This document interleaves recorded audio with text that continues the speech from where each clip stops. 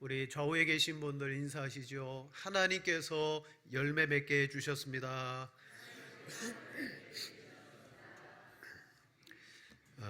오래전에 방송에서 나왔던 한 초등학교 2학년 학생의 시입니다. 근데 이 시가 좀 충격적인 시예요. 미리 제가 예고합니다. 충격받지 마시고 들으시라고. 자, 이렇게 시를 적었네요. 엄마가 있어서 좋다. 나를 예뻐해 줘서. 냉장고가 있어서 좋다. 나에게 먹을 것을 줘서. 강아지가 있어서 좋다. 나랑 놀 수 있어서. 그런데 아빠는 왜 있는 거지? 충격이죠. 진짜 이 시를 보고 어떤 아빠들은 한번 자기를 돌아봤을 수도 있어요. 과연 우리 애가 나를 어떻게 생각할까? 여러분, 이 아이는 정말 아빠라는 그 존재가 어떤 것인가, 그리고 나를 얼마나 사랑하고 있는가, 그걸 깊이 알았더라면 이 시를 쓰지 않았을 거예요. 아마 나중에 커서 이불킥이라고 그러거든요. 자기가 옛날에 실수하고 잘못하고 부끄러운 거 문득 생각날 때가 있잖아요. 막 이불을 걷어차잖아요. 그때 후회할 거예요. 자, 그런데 우리가 이 시를 보면서 하나님과 나와의 관계를 한번 생각해 보았으면 좋겠습니다. 나는 하나님을 얼마나 알고 있고 그 하나님을 어떻게 알고 있느냐. 우리는 계시를 통하여 삼위 하나님, 유일하신 그 하나님을 믿고 있습니다. 근데 이 기독교 안에도 기독교 무신론이 있어요. 이게 주로 서구 유럽 사회에 편만하게 퍼져 있습니다. 거기에는 기독교 문화예요. 웬만한 문화와 역사들이 다 기독교와 연관되어져 있어요. 그래서 그 사람들은 기독교를 인정합니다. 곧 신이 계시다. 천지를 창조하시고 만물을 다스리는 초월자가 있다. 거기까지는 인정해요. 그러나 그 하나님이 우리 개인의 삶에는 간섭하지 않는다.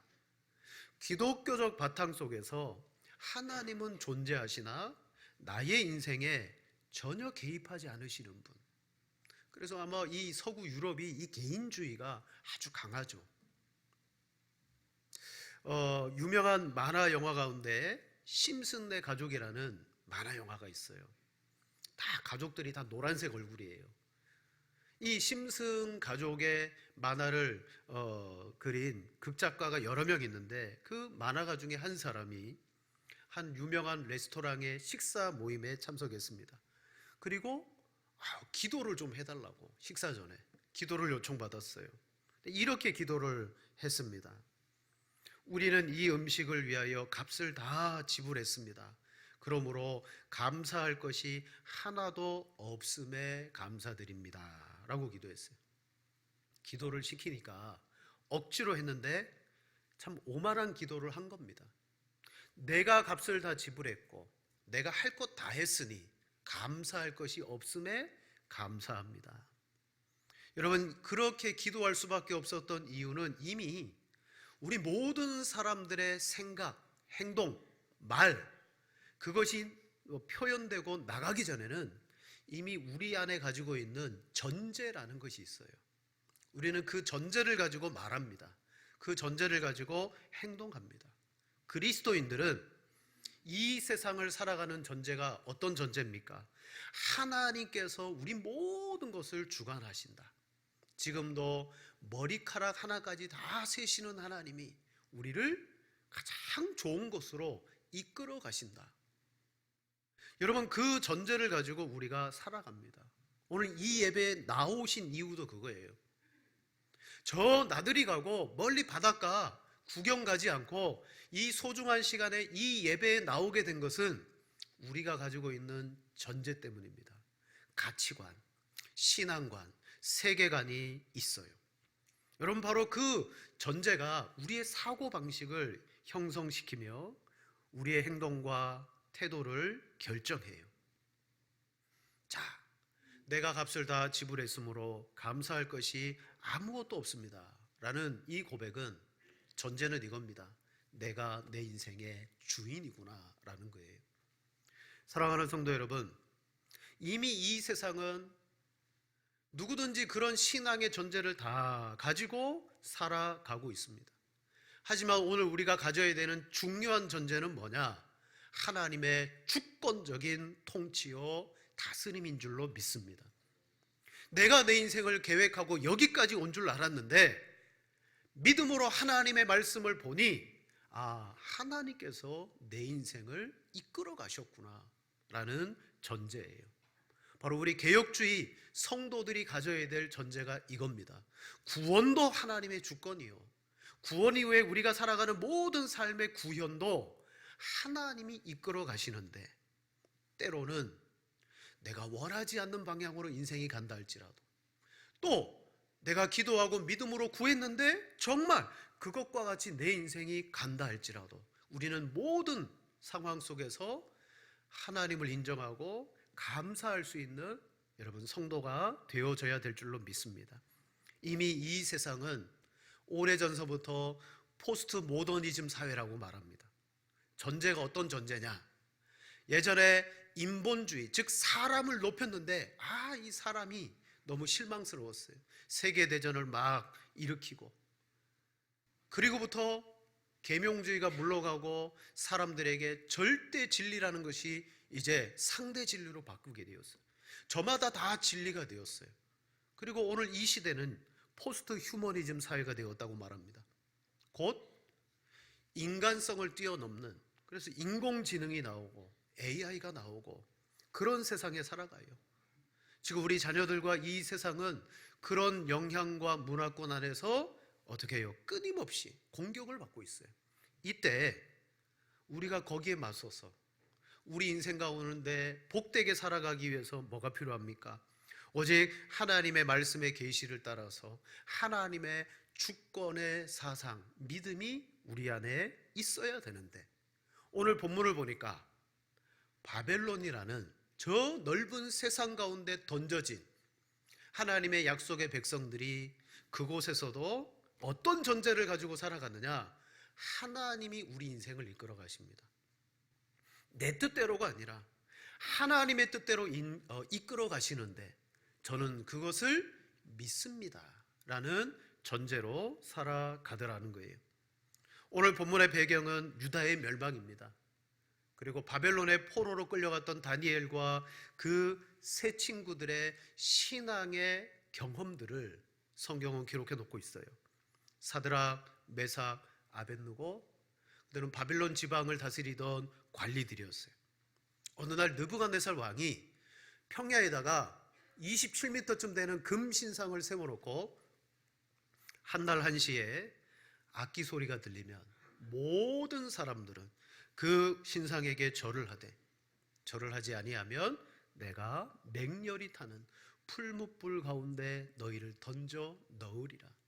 여러분, 풀무불은요 우리 대장간에 가면 볼 수 있어요. 쇠를 달구기 위해서 바람을 넣고 석탄과 연료를 넣어갖고 뜨겁게 만든 불이에요. 거기 들어가면 쇠도 녹습니다. 그게 풀무불이거든요. 절을 하지 않으면 그렇게 하겠다. 여러분, 이게 세상입니다. 세상은 이런 하나님 없는 우상을 섬기는 그런 전제로 살아가는 그곳에 이 다니엘의 세 친구들이 이제 그 문제에 직면하게 되었어요. 근데 그 음악이 들릴 때 그들은 절을 하지 않았습니다. 그러자 12절에 보니까 갈대아 사람들이 이 유다 사람들 사드락, 메삭, 아벳느고를 왕 앞에 고발하게 돼요. 참소하게 돼요. 왕이시여, 이들이 왕의 신상에 절하지도 않았나이다 라고 12절 말씀에 말합니다. 그때 왕이 이 세 친구들을 부르죠. 그리고 확인합니다. 한 번의 기회를 더 줍니다. 우리 15절 말씀.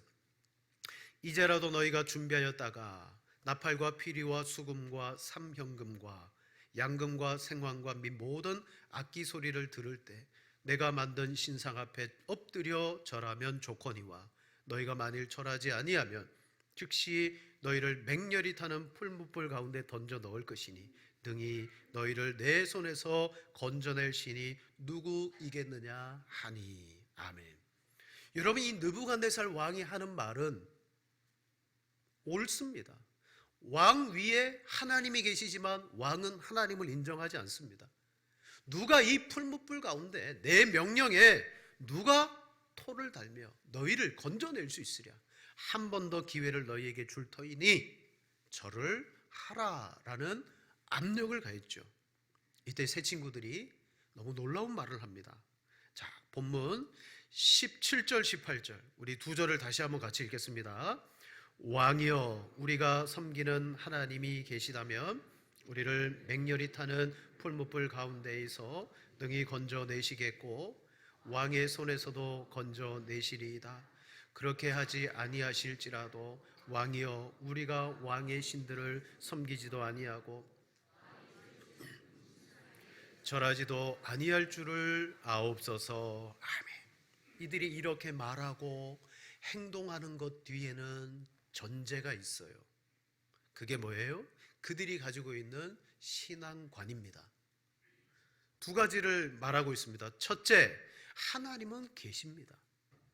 그 하나님은 능히 우리를 왕의 손에서 건져내어 주시는 분입니다 라고 고백해요. 그들의 믿음의 전제가 그것이거든요. 하나님이 이 바벨론 땅 가운데서도 역사하고 계셔서 우리를 건져내어 주십니다. 즉, 하나님은 문제를 해결하실 수 있는 분입니다. 고난과 역경 속에 있는 우리를 건져 주실 수 있는 분입니다. 하나님을 전능하신 하나님으로 믿고 있습니다. 그리고 두 번째, 그런데 우리가 그렇게 믿고 생각하고 기도하고 구한다 할지라도 만약 하나님이 우리를 이곳에서 건져주지 않으신다 할지라도 이렇게 표현하죠. 그렇게 하지 아니하실지라도 하나님은 여전히 나의 하나님입니다. 우리의 하나님입니다. 그걸 고백해요. 도대체 이들의 마음속에 어떤 전제를 가지고 살고 있길래 뜨거운 풀무불 앞에서 전능하신 하나님을 고백할 뿐만 아니라 우리가 이 풀무불 속에 들어가 죽는다 할지라도 하나님은 우리의 하나님입니다 라고 고백할 수 있을까요? 첫 번째로 그들은 하나님을 환경과 문제, 그 정도는 능히 바꾸시고 해결하시는 분입니다 라고 믿었습니다. 여러분, 우리도 하나님을 믿고 기도할 때 그렇게 믿어요. 아유, 설마 하나님 이거 하실 수 있으세요? 이렇게 기도하지 않아요. 하나님을 믿고 나갑니다. 처음에는 믿음이 없어요. 실제 그래요. 고난과 어려움을 딱 겪어보면 믿음을 가지고 기도하기보다는 그 급박한 상황 때문에 기도가 돼요. 그러다가 기도를 하면 할수록 내가 왜 기도하지? 이 기도를 통하여 내가 얻고자 하는 게 뭐지? 성경은 어떤 기도가 바른 기도라고 말씀하지? 라고 기도를 생각하게 되면서 기도의 내용이 믿음으로 바뀌는 거예요. 그래, 하나님은 전능하시다. 내가 믿고 기도하면 환경을 바꾸고 문제를 바꾸고 해결해 주실 수 있다. 저는 그 신앙의 체험 가운데 정말 기도를 급박한 순간에 기도를 했더니 몇 번 기도하지 않았어요. 너무 다급한데 시일은 이제 일주일 시일이 있었는데 하루하루가 다가오는데 며칠 전까지 마음이 조급함이 있어서 하나님 이거 어떡합니까? 막 기도하는 순간에 마음속에 확신이 탁 들더라고요. 더 이상 이 문제로 기도하지 않아도 되겠구나. 그 믿음이 딱 생기는 순간부터는 이제는 기대가 되는 거예요. 기대. 야, 하나님이 어떻게 역사하실까? 어떤 방법으로 일하실까? 자, 이런 것들이 뭐냐면 우리 하나님은 전능하셔서 우리의 환경과 어려움과 문제에서 건져내 주실 수 있는 분이라는 사실이죠. 자, 우리 야고보서 1장 5절 말씀 같이 한번 읽겠습니다. 너희 중에 누구든지 지혜가 부족하거든 사람에게 후히 주시고 꾸짖지 아니하시는 하나님께 구하라. 그리하면 주시리라. 아멘. 하나님께 구하면 하나님은 주신다는 거예요. 여러분, 우리 인생에서 정말 제일 필요한 게 바로 이 지혜가 아니겠어요? 예수님도 말씀합니다. 너희가 내 이름으로 이제까지 아무것도 구하지 아니하였자 그러나 구해라. 그리하면 받으리니. 우리 하나님은 우리에게 필요한 것과 우리의 환경을 변화시킬 수가 있는 분입니다. 근데 문제는 뭐예요? 구하지 않더라는 거예요. 구하지 않으면 얻을 수 없어요. 근데 구하는 사람들도 야고보가 말합니다. 정욕에 쓰려고 잘못 구하면 얻지 못한다.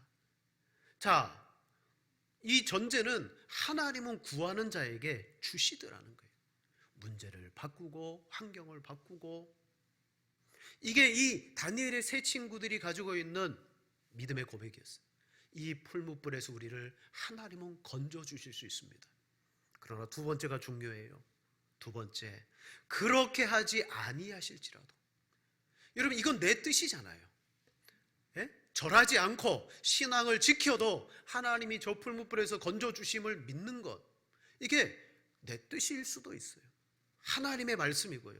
그러나 하나님은 내가 그렇게 기도한다 할지라도 내 뜻과 내 생각대로 해주시는 분이 아니라 성경에 뭐라고 말하느냐, 우리가 구하고 생각하는 모든 것에 넘치도록 응답해 주시는 분이라고 말해요. 여러분, 실은 우리가 기도할 때 그 기도가 가장 지혜로운 기도가 아닐 수 있어요. 우리는 알지 못하고 구할 때가 있잖아요. 근데 하나님은 알지 못하고 구하는 그 순간에 우리가 알지 못했던 것에 더 넘치도록 주신대요. 자, 우리 에베소서 3장 20절, 우리 20절 같이 읽겠습니다. 우리 가운데서 역사하시는 능력대로 우리가 구하거나 생각하는 모든 것에 더 넘치도록 능히 하실 이에게. 아멘. 하나님은 우리가 구하는 것 이상으로 넘치게 하시는 분이에요. 근데 그때 구하는 것 이상이 뭐냐? 우리가 바라는 방향이 아닐 수 있다는 거예요. 내 뜻과 내 생각대로만 해주시는 분이 아니다. 오늘 이들은 우리의 뜻이 뭐예요? 하나님이 여기에서 우리를 건져주실 것. 그러나 그렇게 하지 않으셔도 우리는 절하지 않겠습니다. 그건 곧 하나님을 내가 고백하며 찬양하겠습니다. 여러분, 그들의 신앙인 줄로 믿습니다. 우리는 살아가다 보면 내 힘으로 안 되는 일, 내 지혜로 안 되는 절대절명의 순간을 만날 때가 있습니다. 왜 하나님은 내게 그런 걸 허락하실까요? 바로 내가 믿는 그 하나님에 대해서 우리로 더 깊이 알아갈 수 있는 기회를 제공하시는 거예요. 이 세 친구들은 왕에게 말합니다. 왕이시여, 이 문제에 대해서는 더 이상 왕에게 대답할 것이 없습니다. 이미 그들의 마음속에는 그들의 전제인 신앙관이 딱 자리 잡혀 있다는 거예요. 하나님 계시니까 문제가 되지 않습니다. 그러나 그렇게 하지 않으실지라도, 오늘 말씀의 제목처럼 그럼에도 불구하고, 자, 우리는 때로는 어떤 조건과 상황이 맞아야 우리는 하나님을 인정하고 하나님을 높일 때가 있어요. 예배도 그래요. 우리 예배하러 갑시다 라고 말하면 지금 내가 예배해야 될 상황이 아니에요. 자기 상황을 보고 예배를 하는 거예요. 우리 기도하러 갑시다. 지금 제가 기도할 상황이 아니에요. 여러분, 우리는 하나님 앞에 내 상황을 보고 찬송하고 예배하고 기도하는 것이 아닌 줄로 믿습니다. 찬송과 감사, 그거는요, 기도는요, 무조건적이에요. 내 형편과 상황을 보고 하라고 성경은 말하지 않습니다. 항상 기뻐해라. 쉬지 말고 기도해라. 범사에 감사하라. 그 어디에 감사할 조건이 있거나 내 형편이 너무 좋아서 그것 가지고 하나님께 감사하라고 말하지 않아요. 내가 지금 있는 곳에 내 처지와 형편이 절제절명의 순간에 있다 할지라도 그래도 그럼에도 불구하고 우리는 감사를 해야 된다는 거예요. 여러분, 우리 아빠는 왜 있지라고 말했던 아이는 그 아빠의 기품을 알지 못했기 때문이에요. 오늘 우리의 신앙에 진짜 필요한 것이 무엇일까요? 오늘 이 세 친구들이 완벽한 신앙은 아닐지라도 그들이 두려움 앞에, 불신앙 앞에 어떤 신앙관을 가지고 나아갔습니까? 하나님께서 내게 좋은 거 주지 않으십니다. 나를 저 죽음의 풀무불 가운데 집어넣으십니다. 그럼에도 불구하고 우리는 절하지 않겠습니다. 그럼에도 불구하고 우리는 감사하겠습니다. 실은 우리가 섬기는 이 추수감사절의 유래는 이 미국으로 건너갔던 개척자들, 유럽과 영국에서 신학의 박해를 받아 개혁의 신앙을 가지고 있다가 핍박을 당하던 그들이 배를 타고 미국으로 도착했죠. 근데 얼마 지나지 않아서 도착한 그들 가운데 반 이상이 굶어서 죽고 병들어서 죽었어요. 게다가 남아있는 사람들도 해마다 곡식에 씨앗을 뿌렸는데 흉년이 연거푸 반복되기 시작했습니다. 도무지 더 미래가 좋아질 전망이 보이지 않았어요. 그래서 여러분, 그들이 하나님을 섬기는 사람이에요. 모여서 이 일을 의논하는 중에 우리가 전국적으로 금식을 선포하십시다. 참 경건한 사람들이죠. 우리 힘들고 이 어려운 일을 금식함으로 타게 나아가십시다 라고 그들이 금식하기 시작했어요. 하나님, 우리를 도와주십시오. 하나님, 우리를 돌보아 주십시오 라고 금식하며 기도했어요. 그게 한두 번이 아니었어요. 그런데 어느 땐가 또 한 번 대단히 큰 어려움의 시기를 맞게 됩니다. 그들이 또다시 금식하기 위해서 한 자리에 모였어요. 그때 금식의 기도를 놓고 의논하는 중에 어떤 농부가 이렇게 제의합니다. 지금까지 우리가 하나님께 도와주시기를 간절히 기도했습니다. 그런데 이제는 우리가 생각을 달리 하기를 원합니다. 비록 농사가 흉년이 들고 형제 자매들이 지금도 병으로 쓰러지고 있지만 우리 이 가운데 감사해야 될 것이 있지 않겠습니까? 식량이 풍족치 않고 우리가 살던 유럽의 고향보다 편치 않지만 돌아보니 여기는 신앙의 자유가 있고 예배를 마음껏 드리고 또 정치도 중요하죠. 정치적인 자유가 우리에게 있지 않나요? 저 앞에는 개척해야 될 광활한 대지가 있습니다. 그러므로 우리 이것을 가지고 이제부터는 금식이 아니라 감사의 주간으로 우리가 바꾸십시다 라고 했어요. 그 농부의 말대로 참석한 사람들이 감화를 받았습니다. 그래서 금식을 선포하기 위해서 모였던 그 금식의 회의가 대신 감사의 주간을 선포하는 그런 회의가 되었어요. 그때의 변곡점이 뭐예요?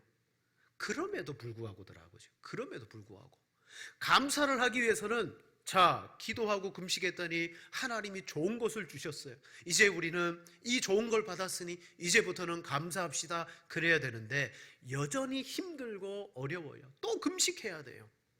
그런데 그럼에도 불구하고 이제는 감사를 하나님 앞에 드리십시다 라고 그들이 했더라는 것이죠. 하나님께서 우리의 주권자가 되시고 돌보아 주고 계시다는 거룩한 전제. 여러분, 전제가 중요한 거예요. 거룩한 전제. 오늘 이 자리에 하나님이 주신 그 은혜의 전제를 가지고 나왔습니다. 성경을 보면 여러분, 이 전제를 가지고 있는 사람은요, 원망하고 불평해야 될 자리에도 그 사람은 감사를 하게 돼요. 하지만 이 하나님의 전제가 없는 사람은 감사해야 될 자리에서 불평하게 돼요. 원망하게 돼요. 이게 다르다라는 거죠. 사랑하는 여러분, 우리는 조건을 많이 찾습니다.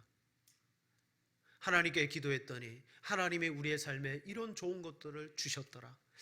우리 가깝게는 우리 올해 고3 학생들 몇 명 많지는 않지만 우리 학생들이 수능을 쳤습니다. 수능을 쳤어요. 여러분, 우리 자녀들이 수능 보고 난 다음에 잘 봤다 그런 학생들은 별로 없는 것 같아요. 처음 모두가 다 막 시무룩하고, 수능 끝난 다음에 제가 웃긴 글을 하나 봤습니다. 아빠가 이제 수능 친 아이에게 카톡으로 위로의 문자를 보냈어요. 야, 수능 치느라 고생했다. 힘들었지. 점수에 어떻든지 간에 너 애썼다. 막 위로를 줬어요. 그랬더니 그 자녀가 답장이 딱 왔어요. 아빠, 저 고2인데요. 거기에서 타이틀이 이렇게 달렸어요. 적어도 이 집은 하나는 이루었구나. 아빠의 무관심. 죄송합니다. 오늘 처음부터 끝까지 이 아빠들을 제가 비하하는 것 같아서 아닙니다. 수능 이야기를 하려고요. 우리 아이들이 수능 치고 왔는데 그 점수 때문에 참 연연하고 또 부모도 속상할 때가 있습니다. 어땠어요? 제 앞에 앉아 계셔가지고. 그렇지만 그럼에도 불구하고죠. 우리는 조건을 찾아요. 어떤 조건이 성립돼야 예배할 마음도 생기고 뭐 하나님 앞에 헌신할 마음도 생기는데 그런 조건이 전혀 없을 때 여러분 어떻게 하시겠습니까? 오늘 감사의 주일이기 때문에 하나님 앞에 의무적으로 나가는 게 아니라 그럼에도 불구하고 우리 안에 감사로 하나님 앞에 나아가면 하나님의 놀라운 역사들이 반드시 우리 가운데 일어나게 될 줄로 믿습니다. 우리는 오늘 본문의 사건을 알아요. 이들이 풀무불 속에 들어갔어요. 그들을 데리고 갔던 그 군병들을 조차 그 불이 너무 뜨거워서 죽고 말았어요. 그러나 그들은 그 속에서 살게 되었습니다. 아, 하나님이 우리를 저들처럼 살게 해주시겠구나. 그럴 수도 있지만 그렇게 하지 않으실 수도 있다는 사실이죠. 그럴 때 여러분은 하나님을 어떻게 여러분 고백하며 섬기겠습니까? 그럼에도 불구하고 밖에 없는 줄로 믿습니다. 하나님은 여전히 나의 하나님이십니다. 오늘 이 기쁜 날 모두가 즐거워하고 행복해 보이고 나만 우울할 것 같지만 그러나 하나님은 그 속에서 우리에게 감사하라고 요청하십니다. 하박국 선지자는 무너져 내리는 유다 백성들의 그 모습을 바라보고 너무 고통스러워했어요. 그러자 하나님이 걱정하지 마라. 내가 심판 재앙을 예비했다. 그런데 저 이방인들이었어요. 하나님 어떻게 택한 백성들을 이방인을 들어 심판하십니까? 더 우울해졌어요. 하박국아, 오직 의인은 믿음으로 서야 된다. 인간적인 생각과 그 마음으로 바라보면 안 된다. 믿음으로 바라보았더니 자, 이 모든 것들이 뭐가 됐냐면 찬송이 되고 기쁨이 되더라는 거죠. 그때서부터 없는 것들이 보이는데 그 없는 것들이 그에게 여러분 기쁨이 되었어요. 성경은 이렇게 말합니다. 비록 무화과 나무가 무성하지 못하며 포도나무에 열매가 없으며 감람나무에 소출이 없으며 밭에 먹을 것이 없으며 우리의 양이 없으며 외양간에 소가 없을지라도 당연히 이것은 우리 인생의 조건들이 되기 때문에 없으면 불평하고 원망할 수밖에 없어요. 이스라엘 백성들 광야에서 그랬잖아요. 조금 더우면, 조금 목마르면, 조금 배고프면 그렇게 원망했어요. 없으니까. 그러나 하박국 선지자는 의인은 믿음으로 서야 된다는 분명한 하나님의 뜻을 가지게 된 다음부터 없는 것을 바라보니 나는 여호와로 말미암아 즐거워하며 나의 구원의 하나님으로 말미암아 기뻐한다라고 고백한 줄로 믿습니다. 아무것도 없지만 그럼에도 불구하고 하나님께 감사한다. 오늘 이 기쁜 날, 오늘 이 즐거운 감사의 절기가 여러분에게 그럼에도 불구하고의 하나님, 여러분 이 신앙의 고백이 여러분을 감사의 길로 그리고 이 감사를 가지고 나아갈 때 보세요. 제자들은 순교의 길로까지 나아갔어요. 바울은 평생 하나님의 사역자로 동력하며 그의 신앙의 동력의 능력이 뭐냐? 감사였어요. 하나님 모든 사도보다 작은 나에게 그리고 죄인들 중에 괴수인 나에게 은혜를 주셨습니다. 하나님 감사합니다. 감사가 그의 삶의 동력이었죠. 오늘도 조건이 아닌 그 하나님을 바라보고 감사하실 때 여러분의 삶 속에서도 동일한 하나님의 은혜가 역사하실 줄로 믿습니다. 오늘 예배가 그 감사의 시작이 되고 또 그 감사를 하나님 앞에 온전히 올려드리는 복된 성도가 되시기를 축복합니다.